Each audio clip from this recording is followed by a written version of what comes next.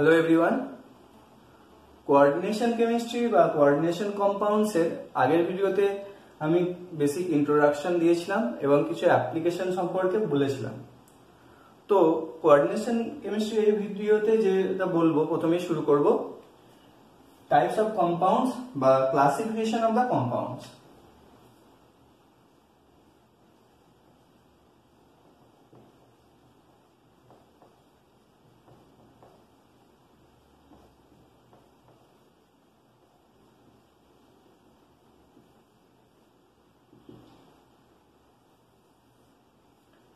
Generally কম্পাউন্ডের দুটো ভাগে ভাগ করা হয়। প্রথমত হচ্ছে সিম্পল কম্পাউন্ড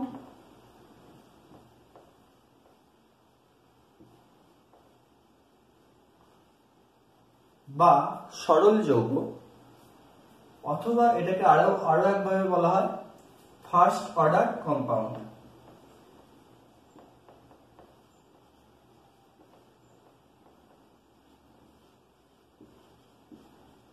বা প্রথম ক্রমের যৌগ। দ্বিতীয়ত কম্পাউন্ডসকে আমরা ভাগ করতে পারি মলিকুলার কম্পাউন্ডে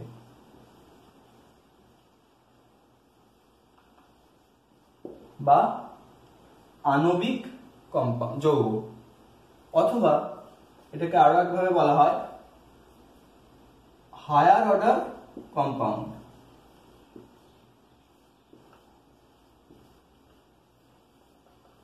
বা উচ্চ ক্রমের যৌগ। মলিকুলার কম্পাউন্ড বা হায়ার অর্ডার কম্পাউন্ডকে দুটো ভাগে ভাগ করা হয়। প্রথমত ডাবল সল্ট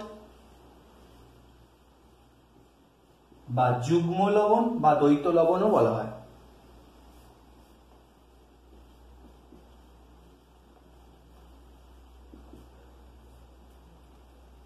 আর সেকেন্ডলি হচ্ছে কমপ্লেক্স সল্ট বা জটিল লবণ,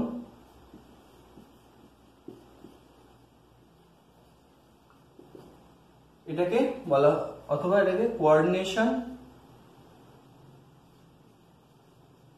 ডিনেশন কম্পাউন্ডও বলা হয়।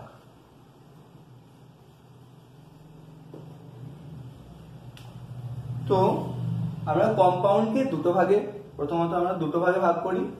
এক হচ্ছে সিম্পল কম্পাউন্ড বা সরল যৌগ, যেটাকে আর একভাবে বলা হয় ফার্স্ট অর্ডার কম্পাউন্ড বা প্রথম ক্রমের যৌগ। সেকেন্ডলি এটা হচ্ছে মলিকুলার কম্পাউন্ড বা আণবিক যৌগ, অথবা আর একভাবে বলা হয় হায়ার অর্ডার কম্পাউন্ড বা উচ্চ ক্রমের যৌগ। এই মলিকুলার কম্পাউন্ড বা হায়ার অর্ডার কম্পাউন্ডকে আবার দুটো ভাগে ভাগ করা হয়। এক হচ্ছে ডাবল সল্ট বা যুগ্ম লবণ বা দ্বৈত লবণ, আর দ্বিতীয়ত হচ্ছে কমপ্লেক্স সল্ট বা জটিল লবণ অথবা কোঅর্ডিনেশন কম্পাউন্ড। এই কমপ্লেক্স সল্ট বা কোঅর্ডিনেশন কম্পাউন্ড নিয়ে আমাদের এই চ্যাপ্টার। তো এখন আমরা বুঝে নেব সিম্পল কম্পাউন্ড বা ফার্স্ট অর্ডার কম্পাউন্ড কি, মলিকুলার কম্পাউন্ড কি, এই সমস্ত সম্পর্কে, এই যে বিভাগগুলো সম্পর্কে আমরা বিশদভাবে জানবো। এখন এই সিম্পল কম্পাউন্ড বা ফার্স্ট অর্ডার কম্পাউন্ড বলতে যেটা বুঝি, যে সিম্পল কম্পাউন্ড বা ফার্স্ট অর্ডার কম্পাউন্ড তখনই তৈরি হয় যখন দুই বা তার বেশি সংখ্যক অ্যাটম আয়নিক বন্ডিং বা কোভ্যালেন্ট বন্ডিং এর মাধ্যমে একে অপরের সাথে যুক্ত থাকে, তখন সিম্পল কম্পাউন্ড বা ফার্স্ট অর্ডার কম্পাউন্ড তৈরি হয়। যেমন NaCl, HCl। এখানে NaCl এর ক্ষেত্রে সোডিয়াম এবং ক্লোরিন একে অপরের সাথে আয়নিক বন্ডিং এর মাধ্যমে যুক্ত আছে, তাই এটা ফার্স্ট অর্ডার কম্পাউন্ড বা সিম্পল কম্পাউন্ড বা সরল যৌগ। এখানে হাইড্রোজেন ক্লোরিনের সঙ্গে কোভ্যালেন্ট বন্ডের মাধ্যমে যুক্ত আছে, দিয়ে সিম্পল কম্পাউন্ড বা সরল যৌগ তৈরি করেছে। তো এই ধরনের যে কম্পাউন্ড গুলো, সেগুলো হচ্ছে সিম্পল কম্পাউন্ডের মধ্যে পড়বে। অর্থাৎ যে সমস্ত কম্পাউন্ডের কনস্টিটিউয়েন্ট যে অ্যাটমগুলো বা উপাদান অ্যাটমগুলো একে অপরের সাথে আয়নিক বন্ডিং বা কোভ্যালেন্ট বন্ডিং এর মাধ্যমে যুক্ত থাকে তখন তাদেরকে আমরা বলবো সিম্পল কম্পাউন্ড বা ফার্স্ট অর্ডার কম্পাউন্ড। নেক্সট আসছে মলিকুলার কম্পাউন্ড বা higher order compound. Molecular compound বা হায়ার অর্ডার কম্পাউন্ড কিন্তু দুই বা তার বেশি সংখ্যক ফার্স্ট অর্ডার বা সিম্পল কম্পাউন্ড যুক্ত হয়ে মলিকুলার কম্পাউন্ড বা হায়ার অর্ডার কম্পাউন্ড তৈরি করে। তো সেটা আমরা দেখব।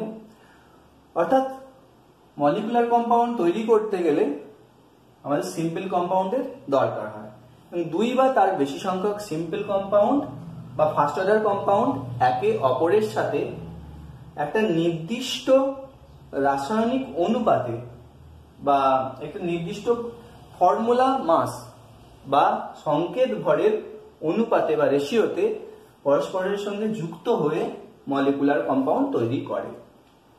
যেমন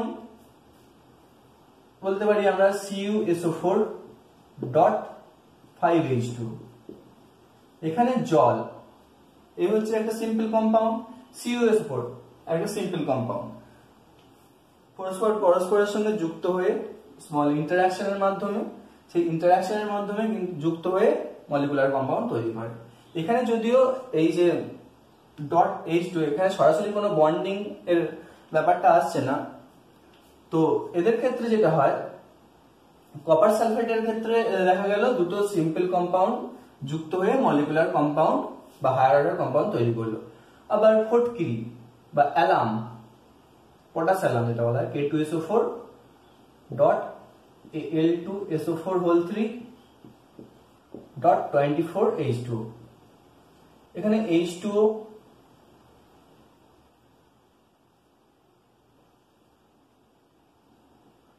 Al2SO4(3) এবং K2SO4, তিনটে আলাদা আলাদা সিম্পল কম্পাউন্ড, এবং এই তিনটে আলাদা আলাদা সিম্পল কম্পাউন্ড একে অপরের সাথে যুক্ত হয়ে মলিকুলার কম্পাউন্ড বা হায়ার অর্ডার কম্পাউন্ড তৈরি করেছে। এছাড়াও আছে K4FeCN6,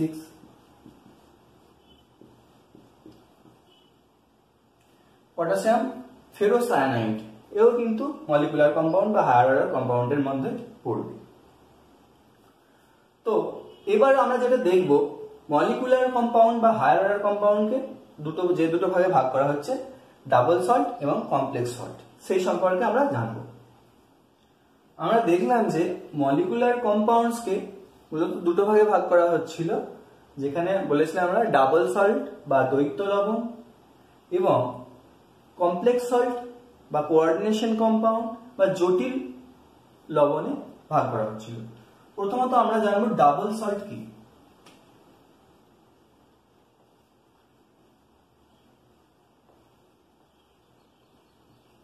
বা যুগ্ম লবণ বা দ্বৈত লবণ, এটা কি?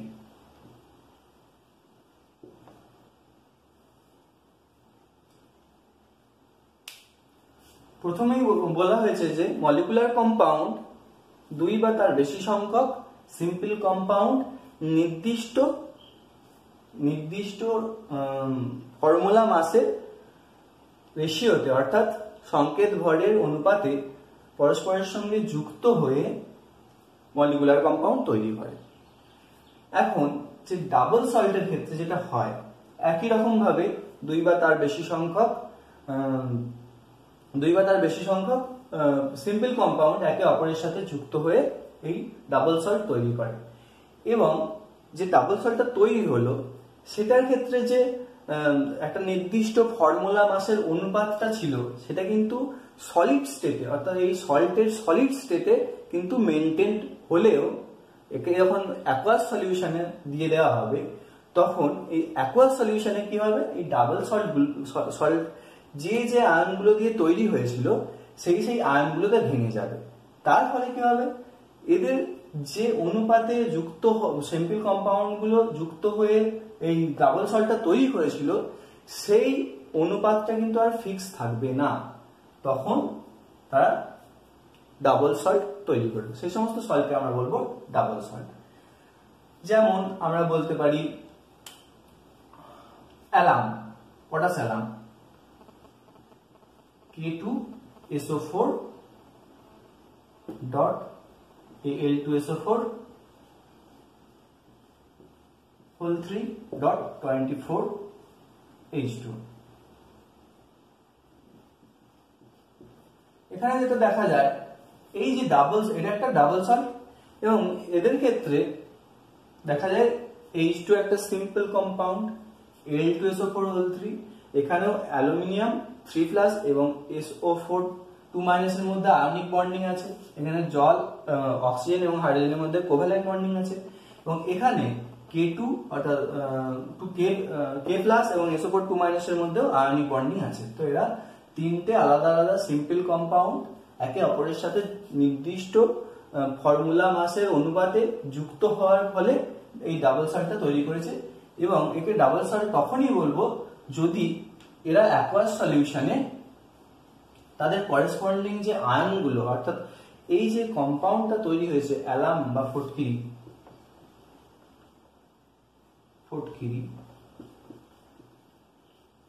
এই অ্যালামটা যেটা তৈরি হয়েছে তাদের করেসপন্ডিং যে আয়নগুলো সেই আয়নগুলোতে ভেঙে যাবে অ্যাকুয়াস সলিউশনে। তাহলে এখানে কি কি আয়ন আছে? K+, 2K+, দুটো K আছে, প্লাস সালফেট, এখান থেকে একটা সালফেট আছে, এখানে তিনটে সালফেট আছে, মানে 4টে সালফেট আয়নে ভাঙবে, প্লাস Al 2Al3+, অর্থাৎ প্লাস H2 যেমন থাকবে 24।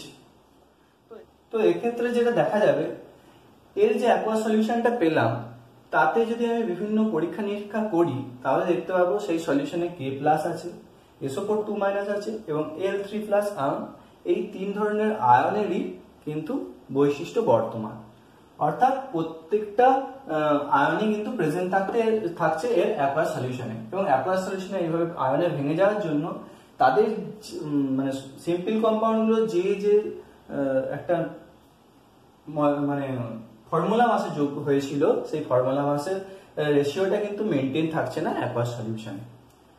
আবার আমরা বলতে পারি Mohr salt FeSO4 dot NH4 whole 2 SO4 dot 6H2। এর ক্ষেত্রে যেটা দেখা যায় এটাকে বলা হয় মোর সল্ট।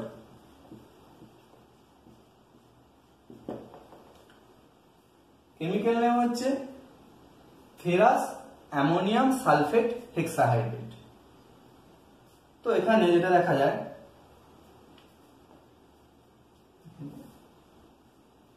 এখানেও যদি অ্যাকুয়াস সলিউশনে আমি নিই তাহলে কি হবে, এদের করেসপন্ডিং আয়নে ভেঙে যাবে, কিন্তু সলিড স্টেটে এই FeSO4 অর্থাৎ এই সিম্পল কম্পাউন্ডটা এবং H2 যে সিম্পল কম্পাউন্ডটা, এই তিনটে কম্পাউন্ড যুক্ত হওয়ার ফলে যে মোর সল্টটা তৈরি হয়েছে সেই সলিড স্টেটে কিন্তু এদের প্রত্যেকটাই একটা নির্দিষ্ট ফর্মুলা মাসে অনুপাতে যুক্ত থাকে, কিন্তু অ্যাকুয়াস সলিউশনে এই আয়নগুলোকে ভেঙে যাওয়ার জন্য সেই রেশিওটা মেনটেন হয় না। তো এখানে কিরকম কিসে কিসে ভাঙে? Fe2+ এ ভাঙবে, প্লাস SO2SO4 মাইনাসে ভাঙবে, 2- 2NH4+ এ ভাঙবে,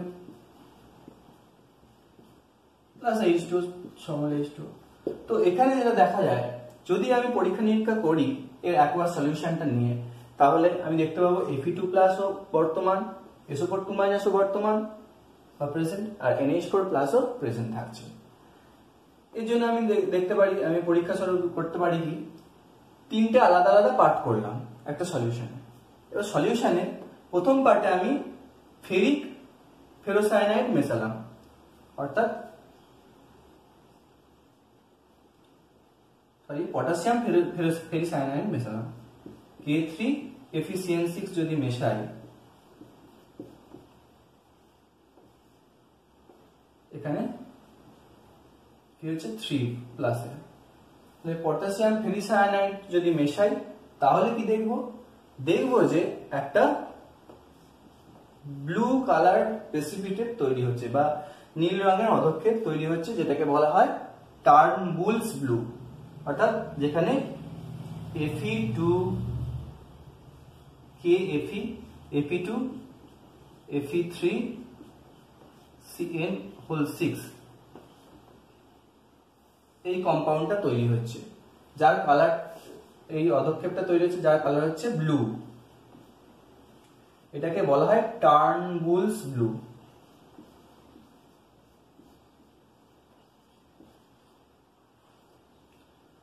অর্থাৎ এই যে Fe2+টা আসছে সেটা কিন্তু সলিউশন থেকেই আসছে, অর্থাৎ এইটা যদি তৈরি হয় তাহলে আমি বলতে পারবো যে সলিউশনে Fe2+ আছে। এখন আমি যদি সেকেন্ড পার্টটা নিয়ে করি, সেকেন্ড পার্টটাই কি করলাম, আমি অ্যাসিডিফাই করলাম, ফার্স্টে ডাইলিউট HCl দিয়ে অ্যাসিডিফাই করলাম এবং দিয়ে BaCl2 মিশিয়ে দিলাম। তো সালফেট থাকার জন্য BaCl2 এর সঙ্গে এই সালফেটের রিঅ্যাকশনের ফলে BaSO4 এর প্রেসিপিটেট তৈরি হবে, সাদা প্রেসিপিটেট বা অধক্ষেপ তৈরি হবে, যাদেরকে আমি বলতে পারবো যে সলিউশনে সালফেট আছে। এখন থার্ড পার্টের সঙ্গে, থার্ড পার্ট তিনটে পার্টে কিন্তু তিনটে আয়নই রয়েছে এবং তিনটে পার্টে আমি আলাদা আলাদা রিএজেন্ট মেশাচ্ছি যদিও। তো এখানে কি করবো, থার্ড পার্টের সঙ্গে প্রথমে আমি NaOH পিলেট মিশিয়ে দিলাম বা NaOH এর দানা মিশিয়ে দিলাম। তো মেশানোর পর সেটাকে হিট করলাম, যে গ্যাসটা বেরোবে সেই গ্যাসটাকে আমি যদি নেসলার রিএজেন্ট অর্থাৎ K2HgI4 মেশাই, তাহলে কি দেখবো না একটা ব্রাউন কালার প্রেসিপিটেট পড়বে, যেখান থেকে আমি বলতে পারবো যে ওই সলিউশনে NH4+ অবশ্যই উপস্থিত আছে। তার মানে কি এই পরীক্ষার দ্বারা দেখতে পেলাম যে এই মোর সল্টের অ্যাকোয়াস সলিউশনে Fe2+, SO4 2- এবং NH4+ আছে। তার মানে কি এই যে ডাবল সল্ট বা যুগ্ম লবণের ক্ষেত্রে দেখা যায় প্রত্যেকটা সল্টই মানে প্রত্যেকটা সিম্পল কম্পাউন্ডই অ্যাকোয়াস সলিউশনে ভেঙে যায় এবং তাদের করেসপন্ডিং আয়নগুলো তৈরি করে। এখন এই ডাবল সল্টকে তিনটে টাইপে ভাগ করা হয় বা তিনটে শ্রেণীতে ভাগ করা হয়, এই শ্রেণীগুলো আমি দেখব। ডাবল সল্টের যে টাইপগুলো আমরা দেখতে পাই সেগুলো হচ্ছে প্রথমত হচ্ছে অ্যালাম, দ্বিতীয়ত হচ্ছে স্কোনাইট এবং কার্নালাইট। অ্যালামের ক্ষেত্রে যে জেনারেল ফর্মুলাটা আমরা পাই সেটা হচ্ছে M2SO4 dot M2SO4 whole 3 dot 24H2O। এখানে এমটা +1 অক্সিডেশন স্টেটে থাকে, এখানে এমটা +3 অক্সিডেশন স্টেটে থাকে। M প্লাস অক্সিডেশন 1 স্টেটে যেটা থাকে সেটা হতে পারে Na+, হতে পারে K+, হতে পারে NH4+। এমটা যেটা +3 অক্সিডেশন স্টেটে থাকে সেটা হতে পারে Al3+, হতে পারে Fe3+, হতে পারে Cr3+, Cobalt3+, আরো হতে পারে। তো এই অ্যালামের উদাহরণস্বরূপ আমি বলতে পারি পটাশ অ্যালাম,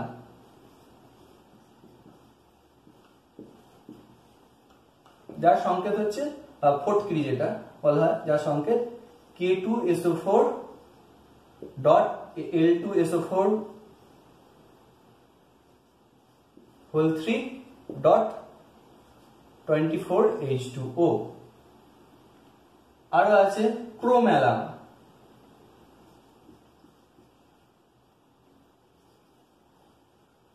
যেখানে Al টা ক্রোমিয়াম 3+ আয়ন দ্বারা রিপ্লেস হয়ে যায়, অর্থাৎ এর সংকেত হয়ে যাবে K2SO4 dot Cr2SO4 whole 3 dot 24H2O। Second যেটা আছে স্পোনাইট। এই ধরনের যে সল্ট গুলো হয় বা ডাবল সল্ট হয় তাদের যে জেনারেল ফর্মুলাটা হয় সেটা হচ্ছে MSO4 dot M2SO4 dot 6H2। এখানে M +2 তে থাকে, এখানে M +1 এ থাকে। তো as for example more salt অর্থাৎ FeSO4 dot NH4 whole 2SO4.6H2O। তো এখানে Fe +2 স্টেটে আছে, এখানে +1 NH4 এর যে অক্সিডেশন স্টেট সেটা হচ্ছে +1। অর্থাৎ মোর সল্ট হচ্ছে এই স্কোনাইট টাইপ সল্টের ডাবল সল্টের মধ্যে পড়ে। নেক্সট হচ্ছে কার্নালাইট।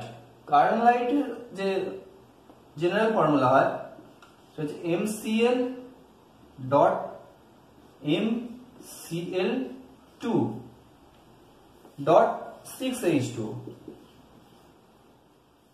এক্সাম্পল হচ্ছে যে ন্যাচারাল কার্নালাইট পাওয়া যায় যেখানে যেটা থাকে KCl.MgCl2.H6H2, যেখানে ফার্স্ট MCl এর M হচ্ছে +1 স্টেটে থাকে, MCl2 এটা +2 স্টেটে থাকে।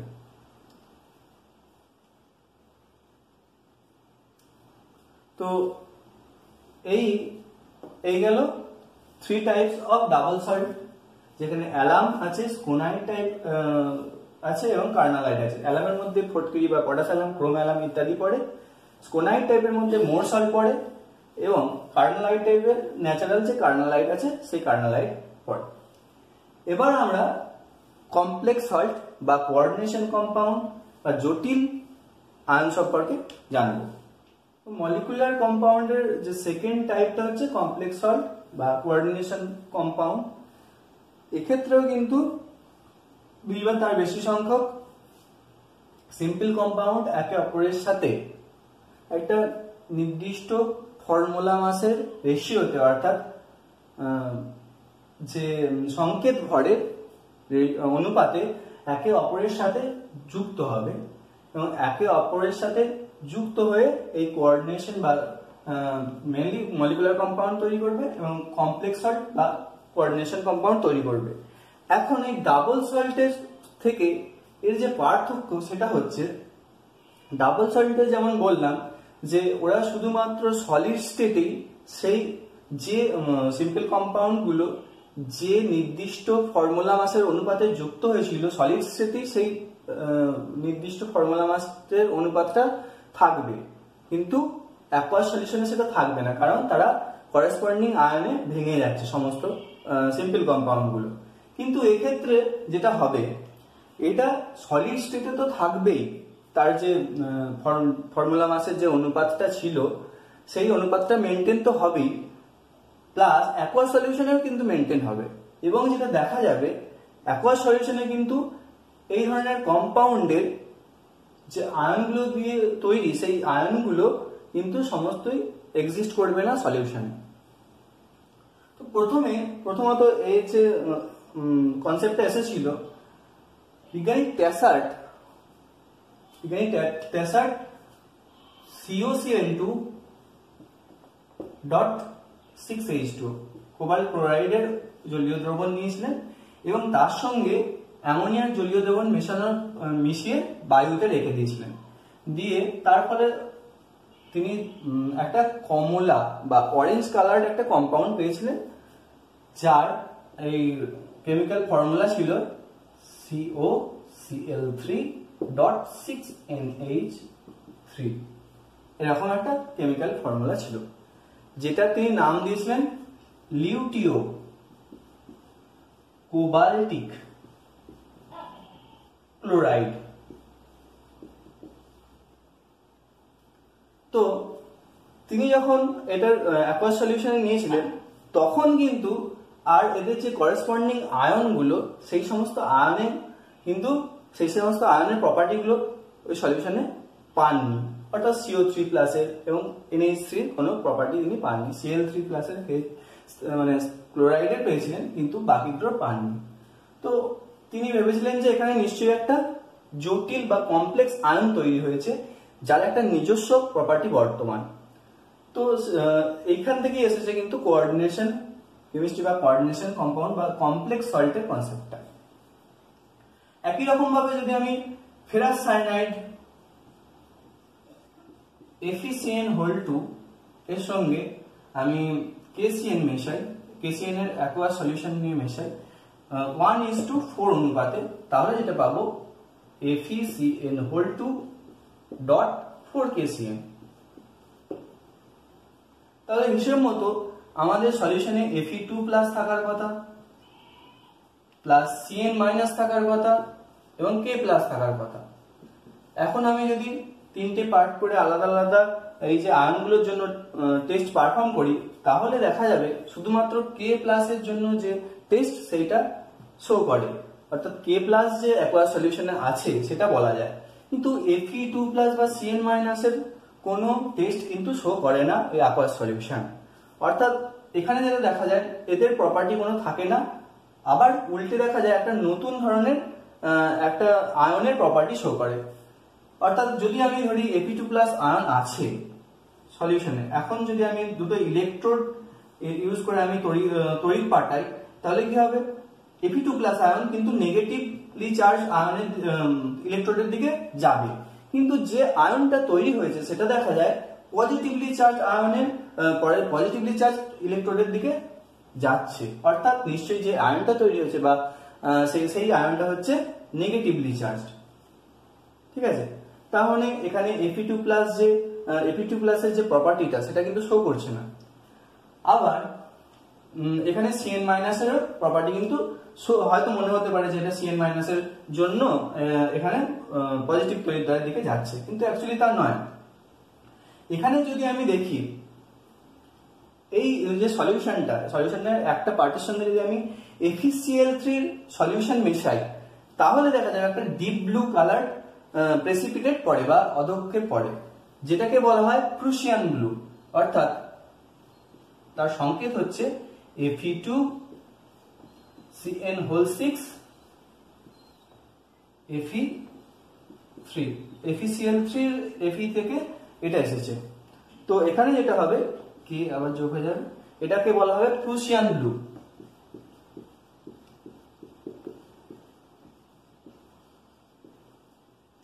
তো টার্নবুলস ব্লু এর সঙ্গে এর পার্থক্যটা কি? টার্নবুলস ব্লু এর ক্ষেত্রে Fe2 ছিল বাইরে এবং Fe3 ছিল ভিতরে, কিন্তু প্রুশিয়ান ব্লুর ক্ষেত্রে Fe3 গেল বাইরে এবং Fe2 গেল ভিতরে। অর্থাৎ এই যে Fe3টা এসেছে কিন্তু FeCl3 Fe থেকে, অর্থাৎ এখানে Fe2টা কিন্তু পার্টিকুলারলি কোনো ধরনের আলাদা প্রপার্টি শো করছে না বা Cn মাইনাসও শো করছে না। তো এখানে যে আয়নটা তৈরি হচ্ছে সেটা হচ্ছে FeCN6 এটা একটা কমপ্লেক্স আয়ন। তো এই ধরনের আয়নকে আমরা বলবো কমপ্লেক্স আয়ন, সেজন্য এখানে কোঅর্ডিনেশন কমপ্লেক্সও বলা হবে। তো এছাড়াও আমরা কিছু এক্সাম্পল পাই, যেমন কপার সালফেটের সঙ্গে আমি যদি অ্যামোনিয়ার সলিউশন মেশাই, তাহলে যেটা পাই CuNH3 4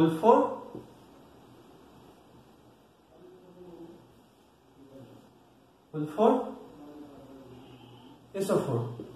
অর্থাৎ এটা যদি অ্যাকোয়াস সলিউশনে ডিসলভ করি, তাহলে দেখব SO4 2- আয়ন তৈরি হবে প্লাস CuNH3 4 2+ আয়ন তৈরি হবে।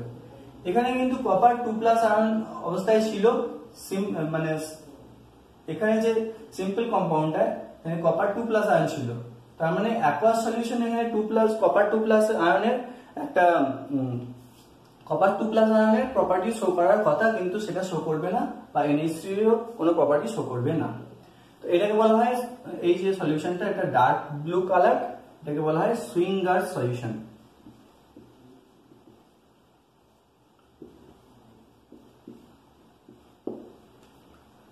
এছাড়া যদি আমি HgI2 এর সঙ্গে Ki মেশাই, তাহলে যেটা তৈরি হবে K2HgI4, যেটাকে বলা হয় নেসলার রিএজেন্ট, যেটা অ্যাকোয়াস সলিউশনে 2K+ অর্থাৎ K+ এ ভাঙবে এবং HgI4 2- এ ভাঙে। অর্থাৎ এর এবং এর প্রপার্টি আমরা এই কমপ্লেক্স আয়নটার প্রপার্টি আমরা অ্যাকোয়াস সলিউশনে দেখতে পাবো। তো আপাতত এই ভিডিওতে আমরা এই কম্পাউন্ডের ক্লাসিফিকেশন করলাম। নেক্সট ভিডিওতে আমরা এই সমস্ত কমপ্লেক্স সল্ট বা কোঅর্ডিনেশন কম্পাউন্ড, কারণ আমাদের এই চ্যাপ্টারটা হচ্ছে এই কমপ্লেক্স সল্ট বা কোঅর্ডিনেশন কম্পাউন্ড নিয়ে। তো নেক্সট ভিডিওতে আমরা এই কমপ্লেক্স সল্ট বা কোঅর্ডিনেশন কম্পাউন্ডের বন্ডিং সম্পর্কে আলোচনা করব এবং সে সম্পর্কে ভার্নারের যে কোঅর্ডিনেশন থিওরি সেটা সম্পর্কে আলোচনা করব।